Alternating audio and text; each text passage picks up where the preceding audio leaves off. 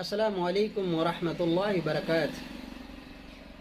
عن ابی ہریرہ رضی اللہ تعالی عنہ قال قال رسول اللہ صلی اللہ علیہ وسلم لا تدخلون الجنة حتى تؤمنوا ولا تؤمنوا حتى تحابوا اولا ادلكم على شيء اذا فعلتموه تحاببتم افشوا السلام بینکم.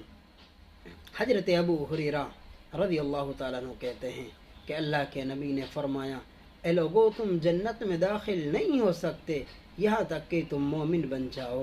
تم مومن نہیں ہو سکتے یہاں تک کہ تم ایک دوسرے سے محبت کرنے والے بن جاؤ. پھر آپ نے فرمایا، کیا میں تمہیں وہ راستہ نہ بتاؤں، وہ چیز نہ بتاؤں جس سے تم ایک دوسرے سے محبت کرنے والے بن جاؤ. افشوا السلام بینکم، تم ایک دوسرے سے سلام کیا کرو، تم سلام کو عام کر دو، تم سلام کو پھیلا دو.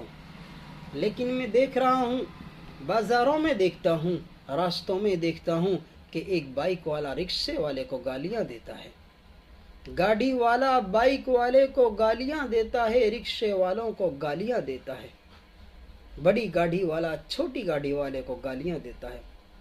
بازاروں میں امیر آدمی غریبوں کو گالیاں دیتے ہیں، غریبوں کو برا بھلا کہتے ہیں، ان کی عزت کو تار تار کرتے ہیں. یہ تمہیں کس نے حق دیا ہے کہ تم غریبوں کی بے عزتی کرو، ان کی عزت کو تار تار کرو؟ یہ کس نے تمہیں اختیار دے دیا ہے کہ تم ایک دوسرے کو گالیاں دو؟